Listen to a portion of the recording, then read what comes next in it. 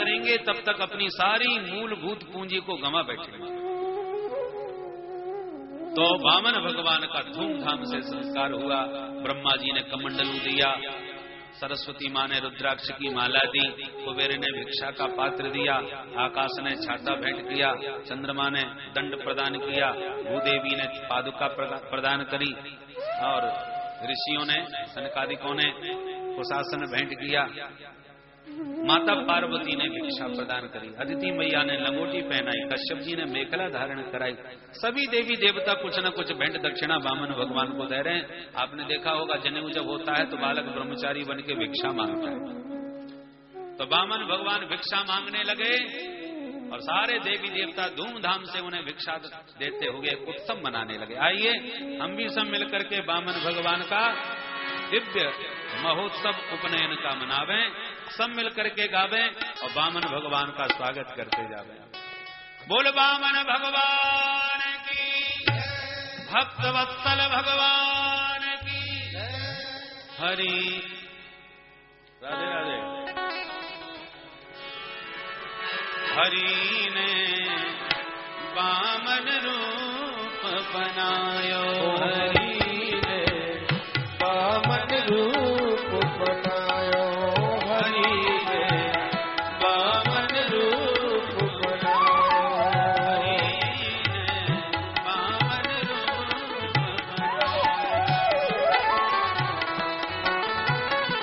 रूप बनायो, वामन रूप बनायो, हरि वामन रूप बनायो, हरि ने वामन रूप बनायो, हरि ने वामन रूप बनायो, हरि ने वामन रूप बनायो, हरि ने वामन रूप बनायो। दर्शन दीने मात अदित को, दर्शन दीने मात अदित को, दर्शन दीने मात अदित को, दर्शन दीने मात अदित को। कश्यप मन अति भायो, कश्यप मन अति भायो, हरि ने वामन रूप बनायो, हरि ने वामन रूप बनायो, हरि ने वामन रूप बनायो।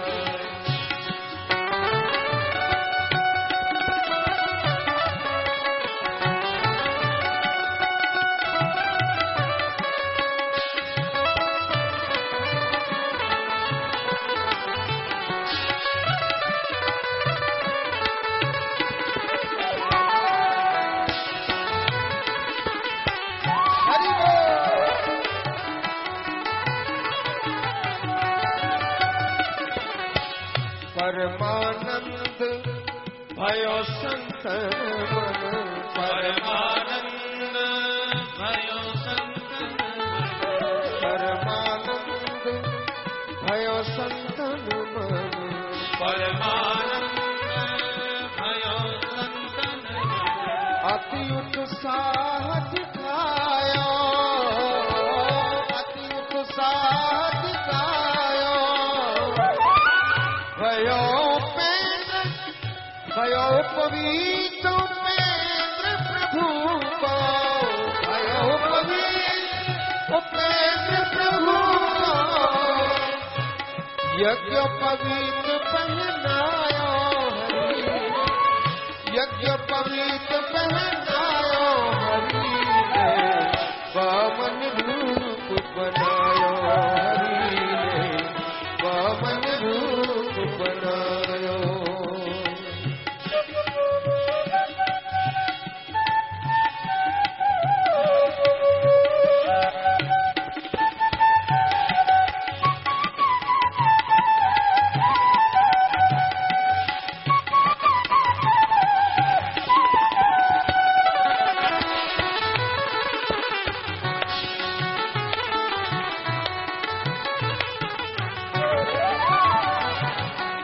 निज निज भेंट लगे देन सब, निज निज भेंट लगे देन सब, निज निज भेंट लगे देन सब, निज निज भेंट लगे देन सब। देवन मन हर्षायो, देवन मन हर्षायो, बामन विप्र ब्रह्मचारी को, बामन विप्र ब्रह्मचारी को, देख सबन सुख पायो, देख सबन सुख पायो। हरि ने बामन रूप बनायो, हरि ने बामन रूप बनायो,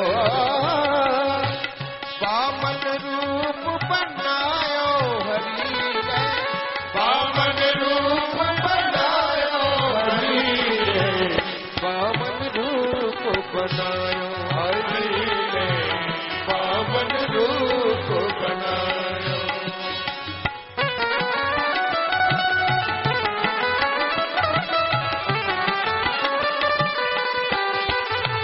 जय हो।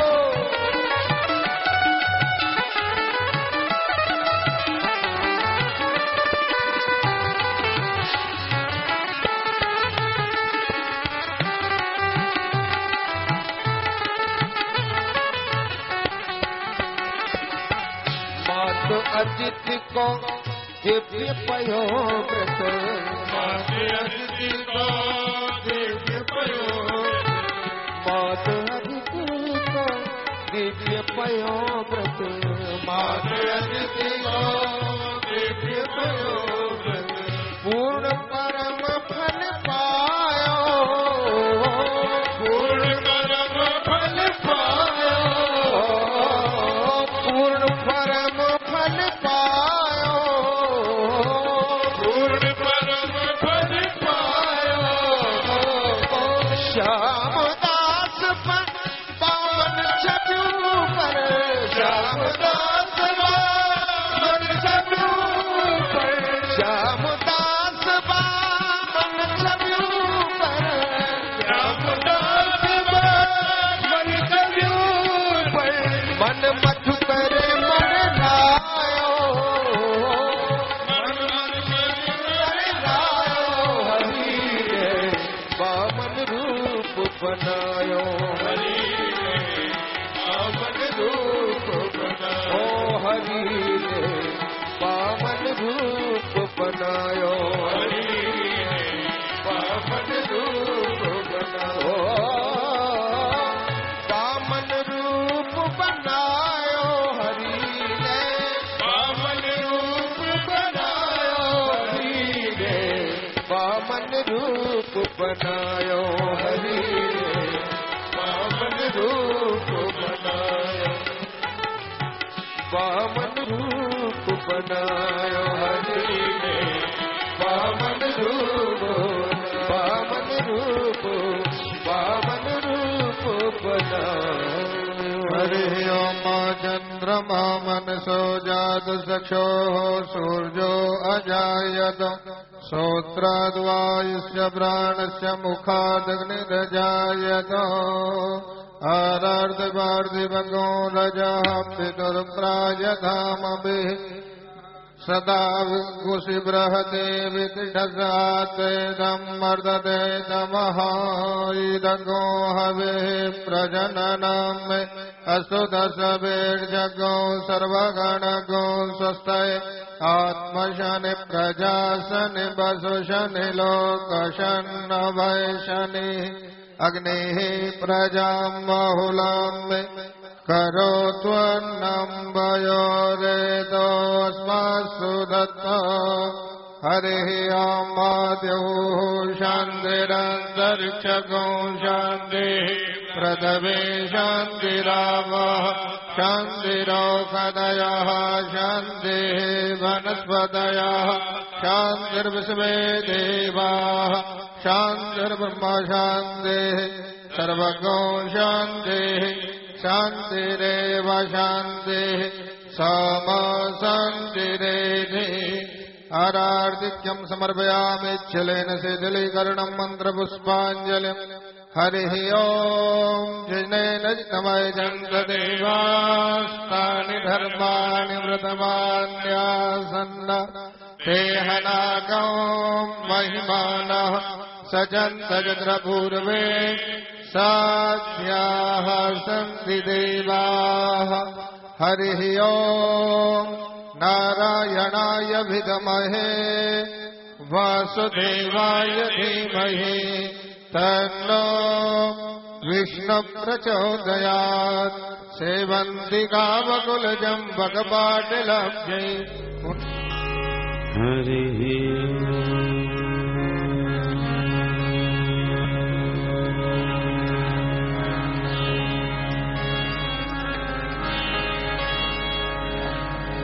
नमः परमहंसाय स्वागतम् चरणकमलचनमकरन्दाय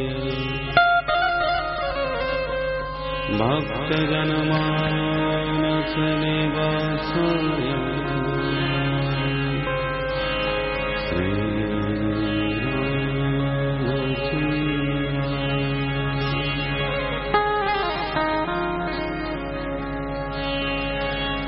ध्येयं सदा परिभवग्नमभीष्टदोहम्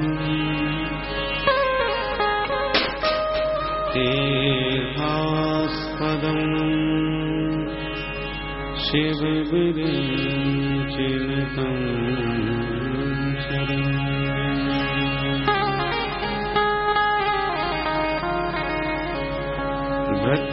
भृत्यार्तिहं प्रणतपाल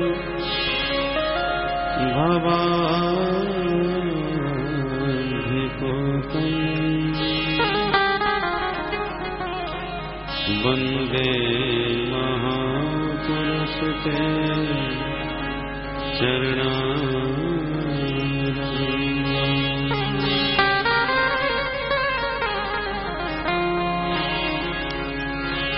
नारायणं नमस्कृत्य नरं चैव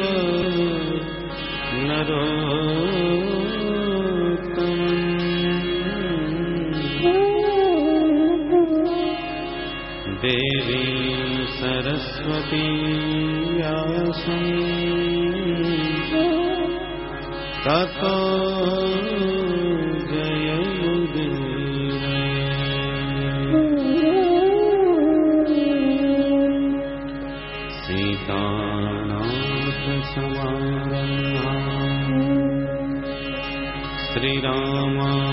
श्रीरामानन्दाय मध्यमाम्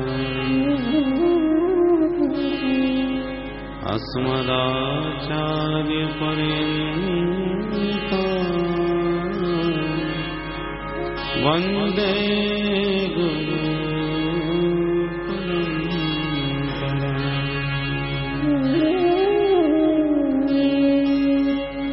जय जय श्री राधारमण जय जय नवल किशोर जय गोपी चित चोर प्रभु जय जय मातर चोर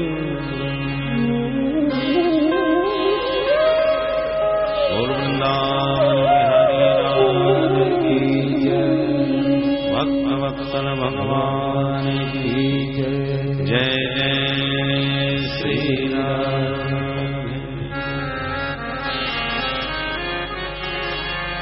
मैंने रटना लगाई रे हो मैंने रटना लगाई रे श्री राधे तेरे नाम की रटना लगाई रे श्री राधे तेरे नाम की रटना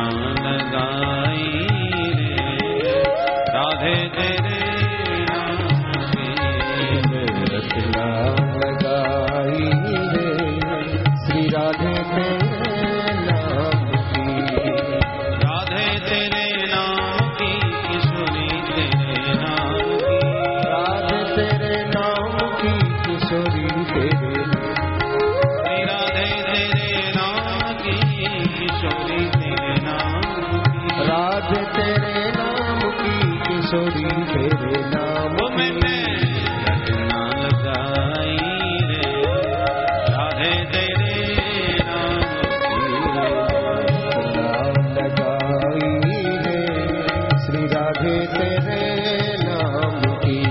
मेरी पलकों में राधा मेरी पलकों में मेरी पलकों में राधा मेरी पलकों में राधा मेरी पलकों में राधा मेरी पलकों में राधा मेरी पलकों में राधा मेरी पलकों में राधा। वो मैंने मांग भराई रे ओ मैंने मांग भराई रे राधे तेरे नाम लगाई रे श्री राधे तेरे नाम की। मेरे नैनों में राधा मेरे बैरों में राधा मेरे नैनों में राधा मेरे बेरों में राधा मेरे नैनों में राधा मेरे बैरों में राधा मेरे नैनों में राधा मेरे बेरों में राधा मेरे नैनों में राधा मेरे बैरों में राधा मेरे नैनों में राधा मेरे बेरों में राधा। वो मैंने मेहंदी रचाई रे ओ मैंने मेहंदी रचाई रे राधे तेरे नाम ओ मैंने मेहंदी रचाई रे श्री राधे तेरे नाम की। मैंने रचना लगाई रे राधे तेरे नाम की ओ मैंने रचना लगाई रे श्री राधे तेरे नाम की। राधे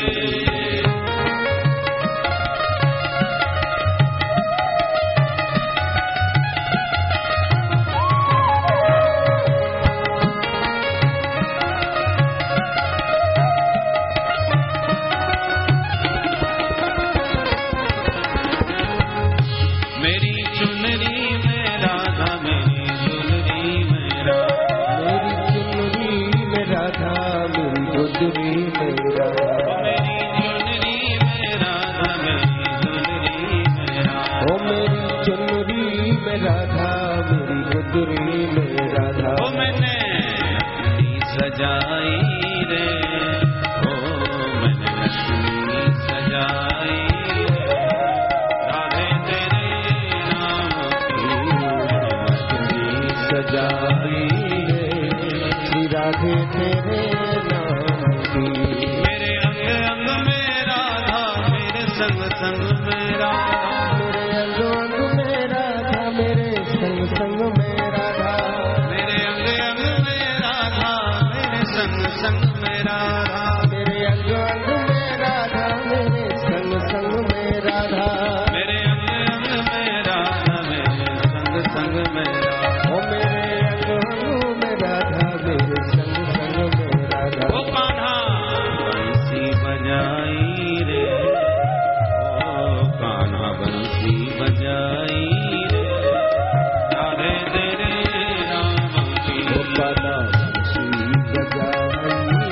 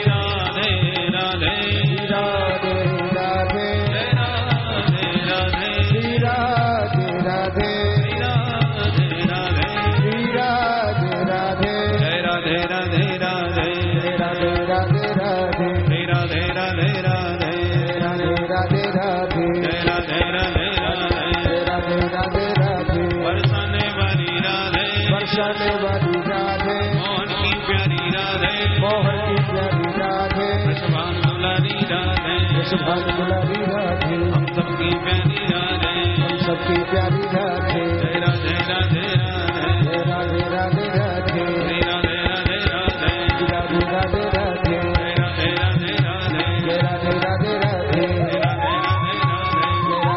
राधे राधे, जय जय राधे। बोल राधा रानी की जय बरसाने वाली की जय, मोहन प्यारे की जय मोर मुकुट बंसी वारे की जय, जय जय श्री राधे। तं वटुं वामनं दृष्ट्वा मोदमाना महर्षयः कर्माणि कारयामासु पुरस्कृत्य प्रजापतिम्।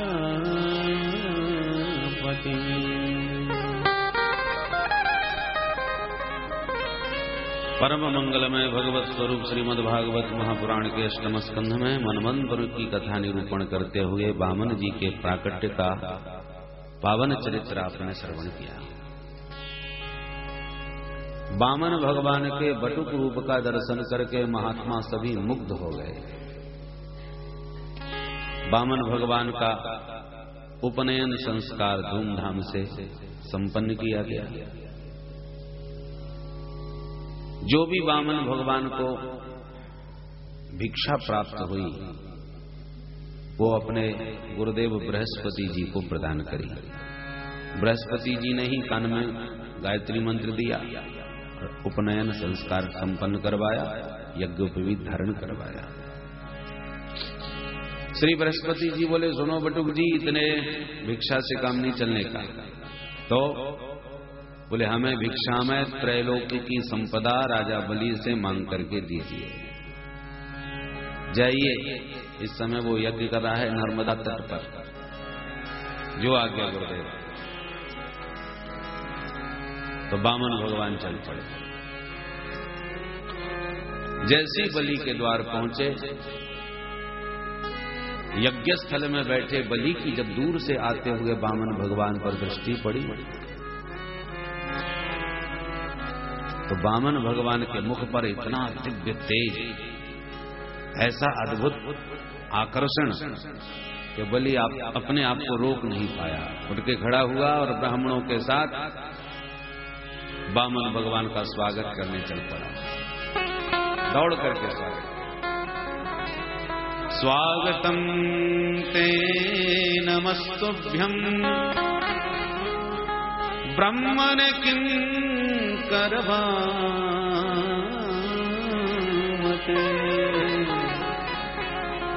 ब्रह्मर्षीणां तपः साक्षात् मन्ये त्वार्यवपुर्धरम् मन्ये त्वार्यवपुर्धरम्।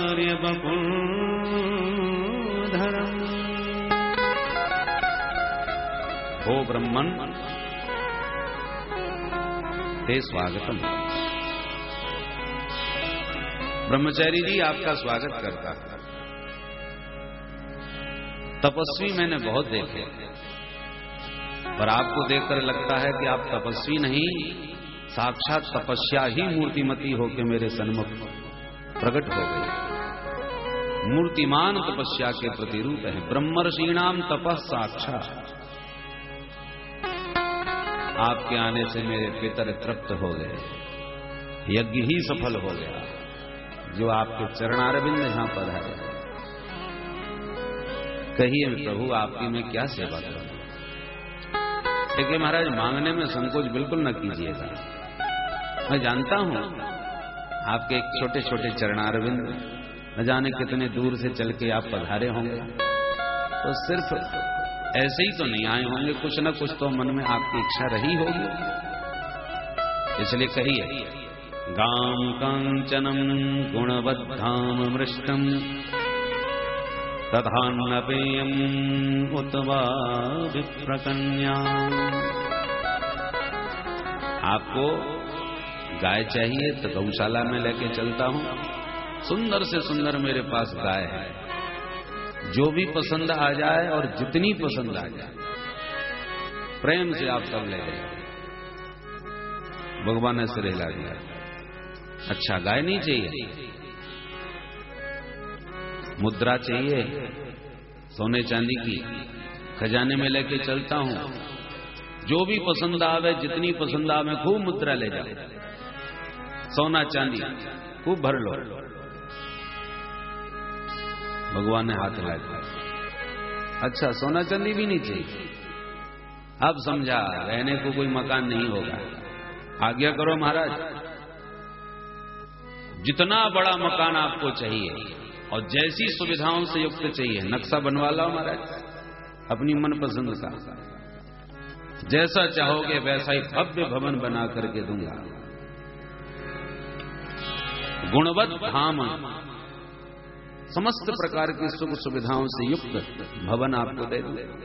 भगवान ने हाथ दिखा दिया। अरे मकान भी नहीं चाहिए तो क्या चाहिए? अरे अब समझा, मांगने में आपको थोड़ी शर्म लग रही है।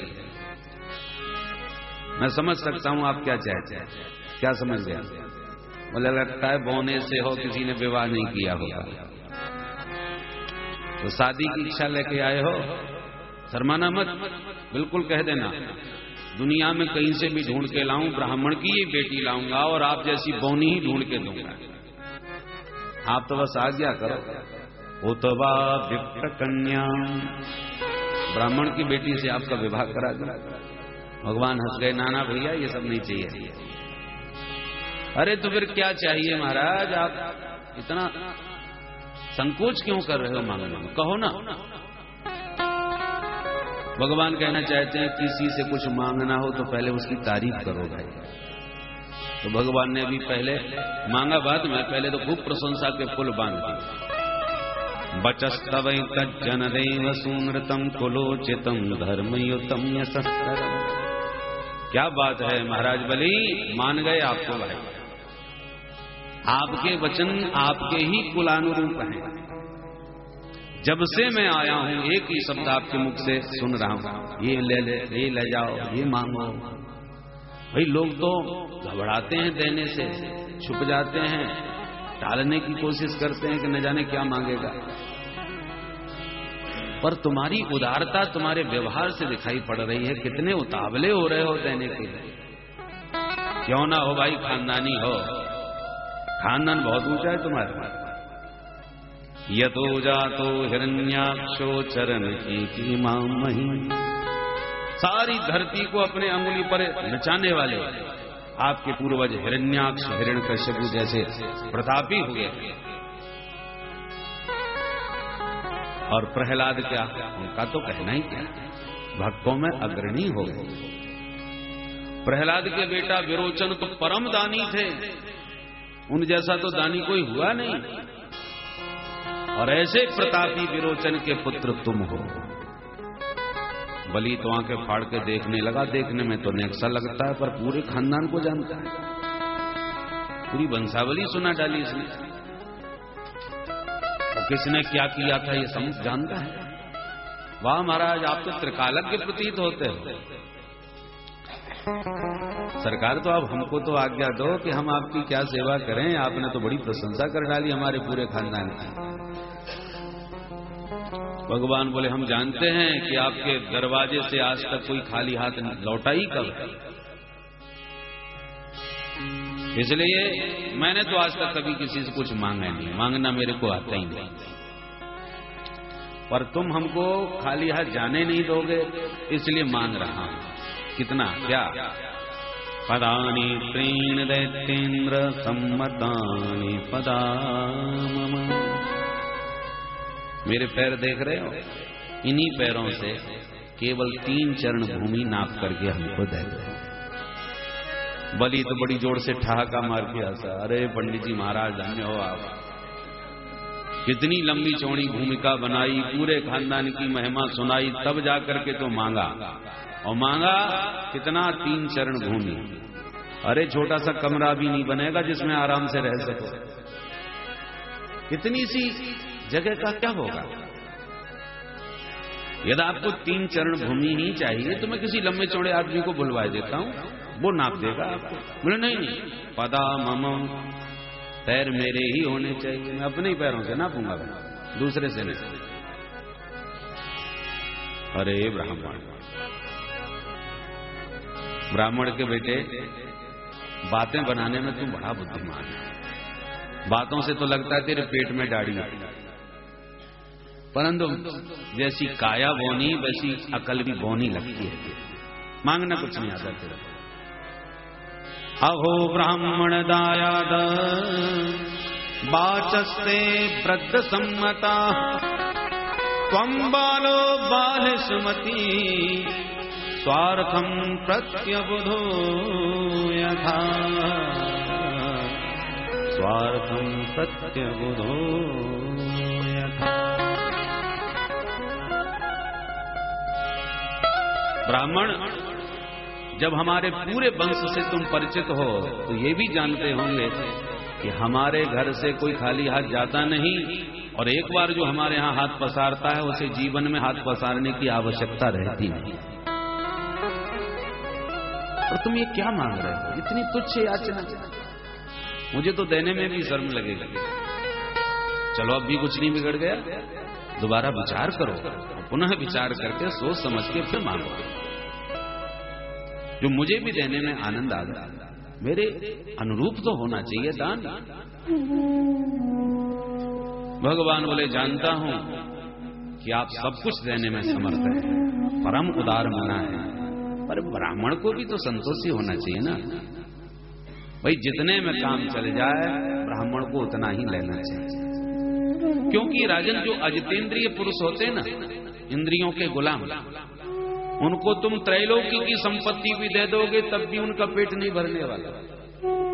संपूर्ण साम्राज्य दे करके भी उनके मन में यही लगेगा भाई नेक कसर पड़ गई, नहीं तो ब्रह्मलोक भी मिल जाता। पेट कभी नहीं भरता अजितेंद्रिय पुरुषों का। ब्राह्मण को चाहिए जितना मिल जाए उसमें प्रसन्न रहे। यदृक्षा लाभ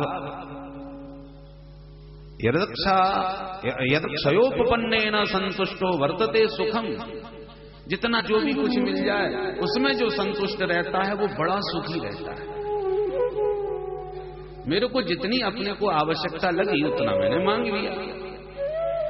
एतावदेव सिद्धोहम वित्तम यावत् प्रयोजनम। अरे दान लेना तो बहुत सरल है, लेना अच्छा लगता है, पर दान का जो दोष होता है ना वो बुद्धि खराब करता है। भजन करके तप करके तब वो दोष दूर होता है।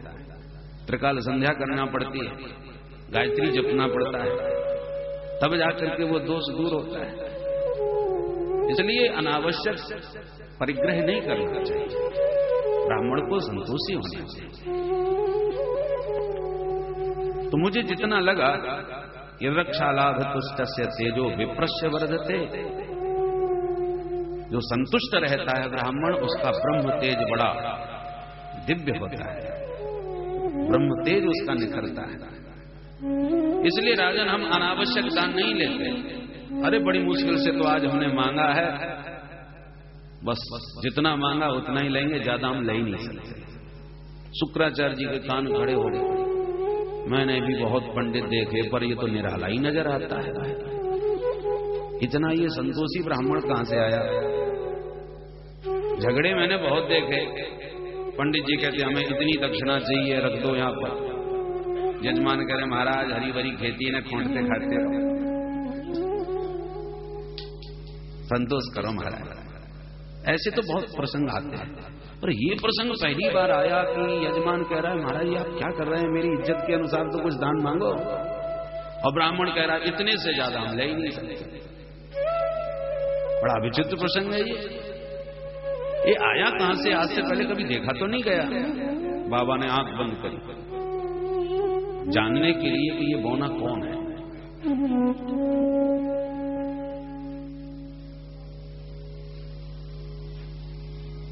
राजा बलि ने कहा भगवान यदि आपको 3 चरण भूमि में ही पूर्ण संतुष्टि है तो मुझे फिर कोई आपत्ति नहीं। जैसे आप प्रसन्न हैं मैं उसी में प्रसन्न हूं। मैंने आपको वचन दिया 3 चरण भूमि आपको जहां भी अच्छी लगे प्रेम से आप नाप लीजिए और ले जाइए। भगवान बोले ऐसे कैसे ले जाइए? हाथ में जल लीजिए, संकल्प करके हमको दीजिए, तब नापेंगे हम। अरे महाराज क्यों मेरी बेइज्जती करा रहे हो? हाथ में जल लूंगा, संकल्प आप पढ़ोगे तो दुनिया हंसेगी, इसको शर्म नहीं आती? 3 लोग का राजा बना बैठा और 3 चरण भूमि के लिए संकल्प कर रहा है। अरे बस मैंने वचन दिया, वचन पर विश्वास कीजिए और जहां मर्जी आवे नाप लीजिए। भगवान बोले गलत बात। नियम के अनुसार, वैदिक विधि से, जो परंपरा है, जो विधान है, उसके अनुसार ही आपको कार्य करना चाहिए।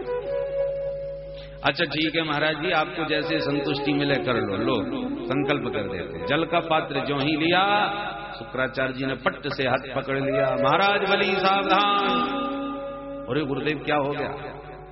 बोले ठीक से देखो ये बौना कौन है? बामन है और कौन है? राजन तुम फिर धोखा खा रहे हो। न ये बामन है न 53। मैंने इसको भली भांति पहचान लिया। कौन है गुरु जी?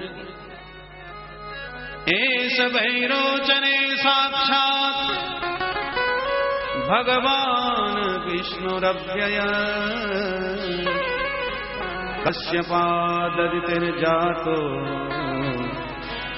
देवानां कार्य साधकः। देवानां कार्य साधकः। देवताओं का कार्य सिद्ध करने के लिए वही छलिया विष्णु जो पहले छोरी बन के छमछम करके पागल बना गया था, वही आज फिर बौना बन के आ गया। बातों में मत आना, बर्बाद हो जाएगा। अभी कुछ नहीं बिगड़ा है, संकल्प हुआ नहीं है ना, मना कर दो। हाँ भर दी तो गए काम से। अरे भाई दान अवश्य दो, इसका विरोध नहीं है, और ऐसे दान की कोई प्रशंसा नहीं करता कि दाता ही भिखारी बन जाए, सब कुछ लौटा के खुद बर्बाद हो जाए।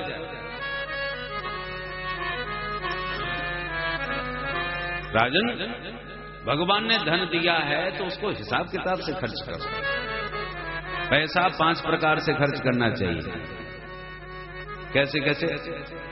धर्माय यशसेर्थाय कामाय स्वजनाय च पंचधा विभजन वित्तम इहा मुत्र च मोदते। आप 1 लाख रुपया कमाते हैं तो 20-20 हजार के 5 हिस्से कर लो। सबसे पहला अंश, 1 हिस्सा माने कमाई के 5 हिस्सा करो और 1 हिस्सा धर्म में लगाओ। सबसे पहले धर्म आया आत्म कल्याण के लिए। दूसरा हिस्सा जो संपत्ति का है वो यश से कुछ ऐसी जगह पर लगाओ कि तुम्हारी कीर्ति हमेशा बनी रहे। बुआ बाबड़ी लोग खुलवाते थे, धर्मशाला बनवाते थे। जो भी आके कहीं भी से जब धर्मशाला में रुकेगा और आपका नाम पढ़ेगा कि फलाने सेठ जी की धर्मशाला है, तो जब तक धर्मशाला रहेगी तुम्हारा यश रहेगा। कीर्तिर्यस्य से जीवति। इसलिए पहला हिस्सा धर्म में तो दूसरा हिस्सा अपनी कीर्ति के लिए, अपनी यश प्रतिष्ठा के लिए लगाना चाहिए। और तीसरा हिस्सा भाई पैसे से पैसा कमाया जाता है, कुछ व्यापार में लगाओ ताकि इनकम बनी रहे, व्यापार पर खर्च करो। चौथा हिस्सा अपने कुटुंबियों के लिए, परिवार के लिए, परिजनों के लिए, बंधु बांधवों के लिए, सगे संबंधियों के लिए रखना चाहिए। क्योंकि जब पैसा आता है तो सभी की आशाएं टिक जाती हैं कि अब आवश्यकता पड़ेगी तो अपने बैठे तो हैं, मांग लेंगे चाहिए। और बड़ी आशा के साथ आपके सगे संबंधी आपसे कुछ सहयोग मांगने आए और आपने हाथ हिला दिया। अरे साहब आप 10,000 की बात कर रहे हो, यहाँ 1 रुपया नहीं है जहर खाने के लिए। 2 टूक आपने हाथ हिला दिया तो वे सबसे बड़े दुश्मन बन जाएंगे तुम्हारे कि बताओ जन्म में 1 बार तो हमने हाथ फैलाया, और कैसे उसने हाथ हिला दिया। होगा पैसा वाला अपने घर के लिए, हमारे के तो किसी काम का नहीं। तो सगे संबंधियों पर भी ध्यान रखना चाहिए, 1 अंश उन पे खर्च करो। और पांचवा हिस्सा केवल दूसरों पर ही मत रहो, कुछ अपने लिए भी रखो, अपने ऊपर खर्च करो, अपनी सुख सुविधा के ऊपर, खान पान के ऊपर, अपने सुख साधन के ऊपर भी खर्च करना चाहिए। पंचधा विभजन वित्तम इहा मुत्र चमोदते। 5 प्रकार से धन खर्च करने वाला इस लोक में भी सुखी रहता है, मरने के बाद उसे परलोक की भी प्राप्ति होती है, परलोक भी उसका सुधरता है। इसलिए राजन अभी कुछ भी नहीं बिगड़ा है, तो बिल्कुल मना कर दो मैंने कुछ नहीं दिया, नहीं बर्बाद कर देगा ये बौना तेरे को। बलि ने कहा गुरुदेव वो सब ठीक है, परंतु आपने हमेशा मुझे सत्य पर चलना सिखाया और आज स्वयं आप मुझे झूठ बोलने के लिए विवश कर रहे हो। मैंने जब वचन दे दिया इस ब्राह्मण को, तो अब मना कैसे कर दूं कि मैं नहीं दे सकता। ये पृथ्वी पर्वतों के बोझे से पीड़ित नहीं है जितना एक झूठे व्यक्ति के भार से पीड़ित रहती है, और मैं झूठ बनकर बोल करके इस पृथ्वी पर बोझा बनना नहीं चाहता। महाराज बलि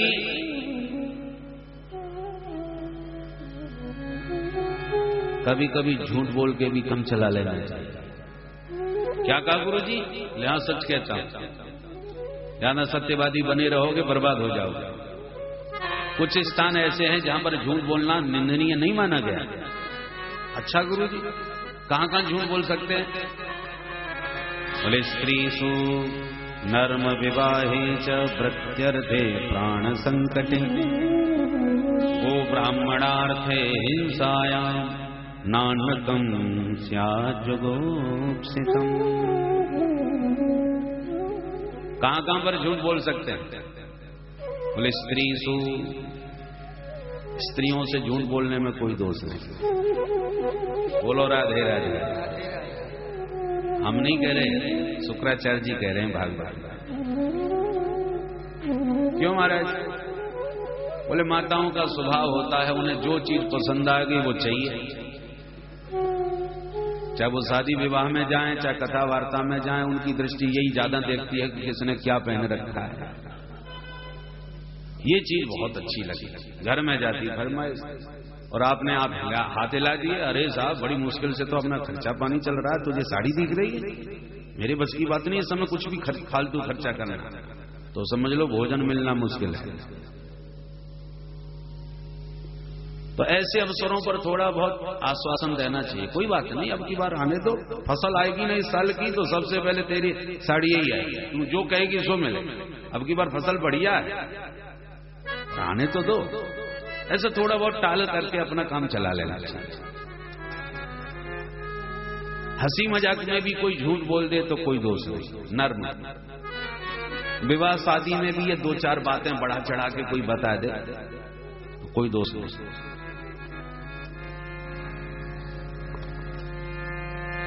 इनकम टैक्स का छापा पड़ा और आपने असली बात बता दी कि इतना माल यहां रखा है वहां रखा है, तो गए काम से। ऐसे अवसरों पर जीविका की रक्षा के लिए थोड़ा इधर उधर की फाइल दिखानी पड़ेगी, कोई दोष नहीं। बोलो राधे राधे। प्रत्यर्थ है, जीविका की रक्षा के लिए भी थोड़ा बहुत झूठ बोलने में दोष नहीं लगता। प्राण संकट, आप किसी शत्रु दल में फंस गए और आपका वास्तविक परिचय आपके लिए प्राणदायक, प्राण हरण कर सकता है, तो ऐसी अब स्थिति में कोई झूठा मूठा परिचय देके उठपटांग कोई नाम बता करके अपने प्राण बचाओ, उसमें कोई दोष नहीं। गाय भागती आई और किसी गली में घुस गई और कसाई उसके पीछे, आपने देखा और कसाई धोखा खा गया, गैया किधर भाग गई? आपसे ही पूछ बैठा, भैया जी आपने देखी वो गाय भागती हुई? अब आपने यदि सही परिचय दे दिया, सही बोल दिया, तो बेचारे गाय के प्राण संकट में हैं। ऐसी स्थिति में मौनी बाबा बनो या उल्टा सीधा कुछ बता दो, तो आपका वह मिथ्या संभाषण गौ माता की रक्षा कर सकता है। तो ऐसे अवसरों पर नानृतम स्यात् जुगुप्सितम, वो अनृत बोलना, वह झूठ बोलना जुगुप्सित नहीं है, निंदनीय नहीं है। इसलिए राजन इस समय तुम्हारे सामने जीविका का संकट है। यदि तुम इसके सामने सत्यवादी बने रहे तो ये जो छलिया बौना दिख रहा है ना विष्णु, बर्बाद कर देगा। 2 पैरों में तो सारी दुनिया नाप लेगा। मैंने दिव्य दृष्टि से इसके हाथ पैर सब देख लिए। अब अपनी भलाई चाहो तो तुम तुरंत मना कर दो।